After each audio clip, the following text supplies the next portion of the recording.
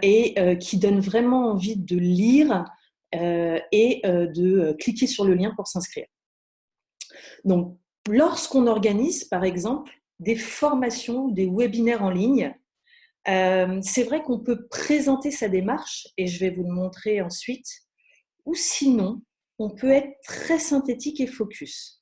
Et moi, par rapport à mes webinaires formation LinkedIn, ce que je fais, c'est que je suis synthétique et focus. C'est-à-dire que je donne l'information de ce que je propose avec la date et l'horaire et avec le contenu, donc ce qu'on est en train de faire aujourd'hui, avec le contenu qu'il va y avoir dans la formation ou au cours de mon webinaire. Ce qu'il peut y avoir aussi, et moi ce que j'ai l'intention de développer, ce sont des invités, auquel cas s'il y avait des invités, je vais les notifier et aussi les taguer pour que eux, ça puisse aller dans leur fil d'actualité et qu'on puisse voir qu'ils seront en ligne ou qu'ils seront présents au cours d'une émission ou d'un webinaire à cette date-là. Et par rapport à l'algorithme LinkedIn, ce qui est important de savoir aujourd'hui, c'est que le lien d'inscription, je le mets en commentaire. Idem, lorsque je relais un article qui est extérieur au réseau LinkedIn, lorsque je relais une vidéo qui est extérieure au réseau LinkedIn, je mets le lien en commentaire. Alors, vous me direz, oui, mais c'est dommage, parce que là, si j'avais mis le lien au sein de mon post, et ben en fait, les gens n'auraient plus, enfin, les professionnels que vous êtes auraient cliqué sur la photo et auraient atterri tout de suite sur Eventbrite. Sauf que l'algorithme LinkedIn, aujourd'hui, ralentit la diffusion des posts qui comprennent un lien extérieur. Voilà. Donc vraiment, tout lien doit être aujourd'hui en commentaire du post. Ça, c'est important. Et par rapport à vos posts communication, donc là, on a Marine qui est présente aujourd'hui, qui était présente la semaine dernière et qui, cette semaine, s'est lancée, elle, en vidéo sur LinkedIn. Donc, qui donne des leçons, des cours de sophrologie sur LinkedIn. Donc, on va aller voir un post tel que je les présente moi. Alors, je suis désolée, hein, hop, comme il y a énormément. Tel que je le présente moi, on va aller voir un post, comment on peut le constituer, le bâtir pour qu'il soit le plus parlant et qu'il puisse inciter justement à la connexion ou à l'inscription. Donc, en fait, ce que je vous propose dans vos posts, c'est en premier lieu de donner le titre, de dire ce que vous allez faire. Donc voilà, donc j'ai décidé d'organiser un webinaire formation LinkedIn. Donc vous, si vous êtes coach, si vous êtes formateur, donc vous allez dire tout de suite ce que vous proposez. Quelle est votre offre de valeur ou la proposition, la prestation que vous proposez. Ensuite, vous allez rappeler le contexte. Donc aujourd'hui, on est en période de crise sanitaire et économique. On est en période de confinement. Donc, vous allez rappeler le contexte. Voilà, le contexte du confinement, de la période de la gestion de crise. Et vous pouvez mettre quelques mots sur votre intention. Donc, par exemple, moi, mon intention, c'est l'entraide et la solidarité entre entrepreneurs, entre indépendants, pour qu'on puisse se regrouper au sein d'un groupe de travail et faire de la prospective et du collaboratif. Puis, donc, par rapport à votre intention ou à votre offre de valeur, vous pouvez mettre des mots-clés qui vont faire que ça va résonner chez votre lecteur. Donc, c'est comme si vous construisiez un argument de vente sur votre site ou une accroche sur votre site.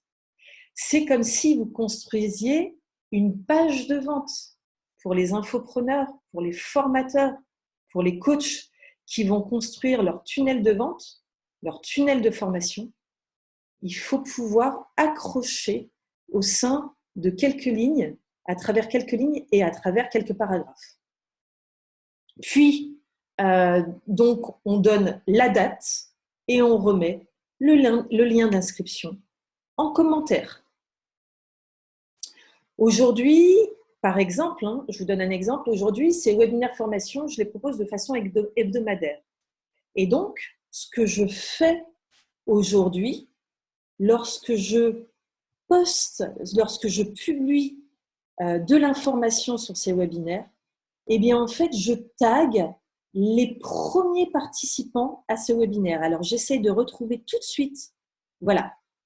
Donc, aujourd'hui, je dis que j'organise ces webinaires, que j'ai créé un groupe de travail collaboratif. Et ce que je fais pour donner plus d'impact et que mon post soit plus visible, je vais taguer avec le arrobase, je vais taguer les différents membres du groupe, donc qui ont participé à la formation, n'est-ce pas Christophe, n'est-ce pas Julien, qui ont participé à la formation, qui ont rejoint le groupe, pour qu'ils puissent contribuer à travers des réactions sur ce post pour lui donner un maximum de visibilité. Et en fait, l'algorithme LinkedIn, ce qu'il fait, c'est que plus votre post aura de réactions, lorsqu'il est lancé, aura de commentaires à son lancement, et plus LinkedIn va lui ouvrir des portes.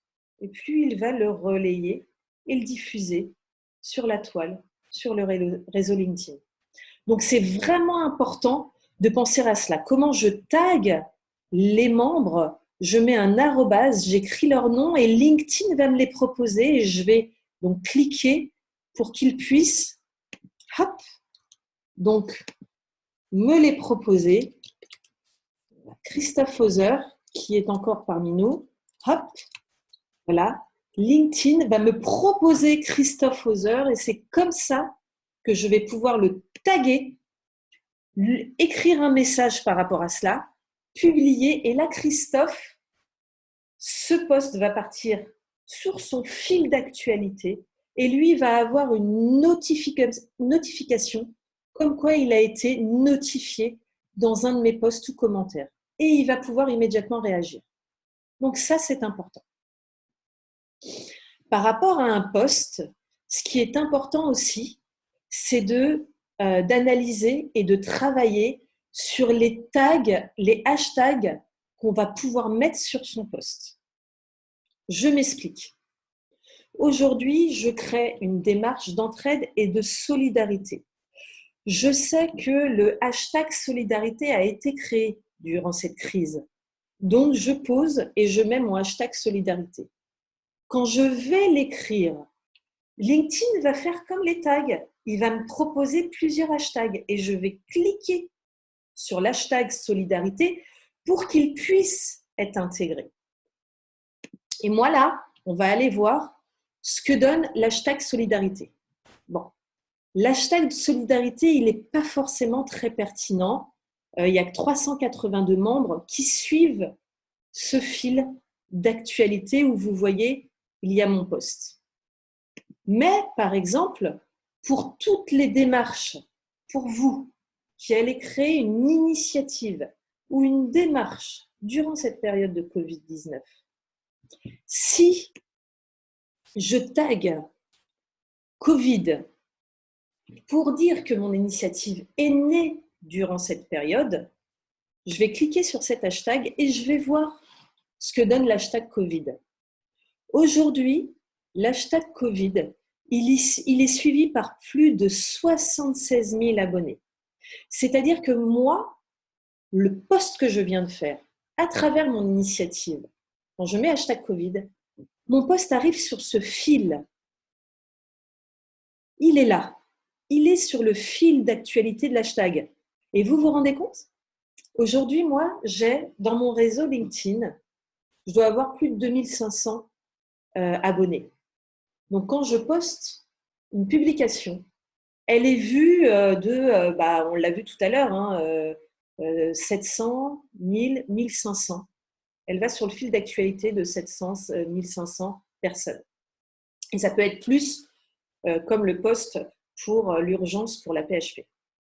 Mais quand je mets le hashtag Covid, je vais me donner une visibilité auprès de plus de 76 000 professionnels. Donc, ce que je vous propose vraiment, c'est de travailler sur vos hashtags. C'est-à-dire que c'est une session de travail. On va se dire, alors, quels sont les mots-clés relatifs à mon activité? Mais ce n'est pas que ça que je vais mettre. Je vais mettre aussi le contexte dans lequel je lance cette initiative.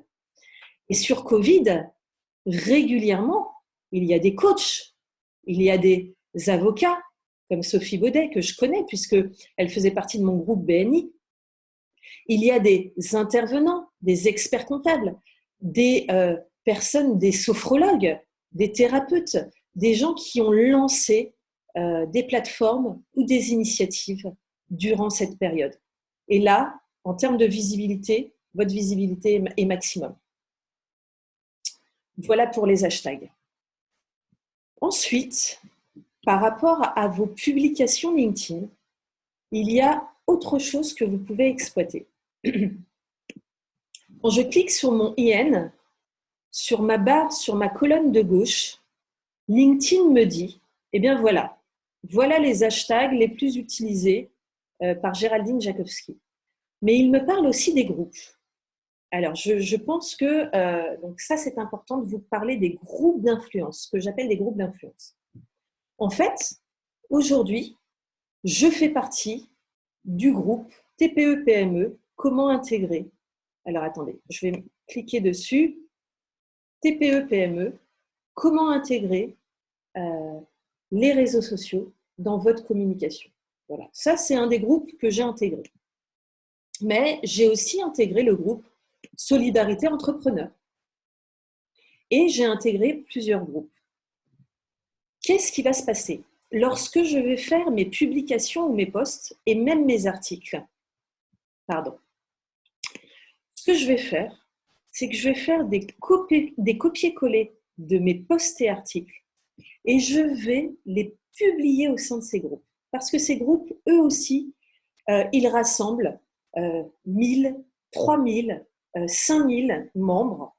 Et donc, ce que je vais faire, c'est que mes posts et publications, donc je descends pour vous montrer, voilà. Je communique sur mon webinaire.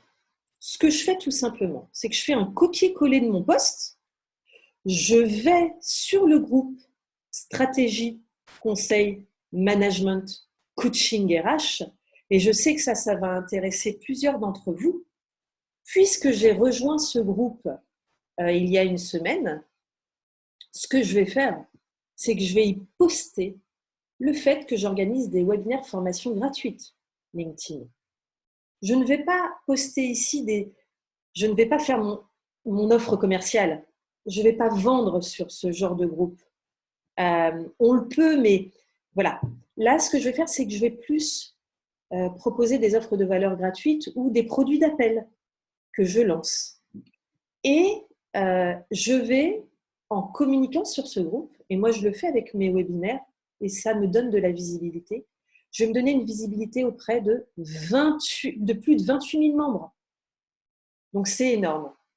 Donc vraiment, je vous invite à faire le travail sur les hashtags qui sont les plus pertinents pour vous, de poser au pied de vos posts et publications, et de rejoindre les groupes, des groupes d'entrepreneurs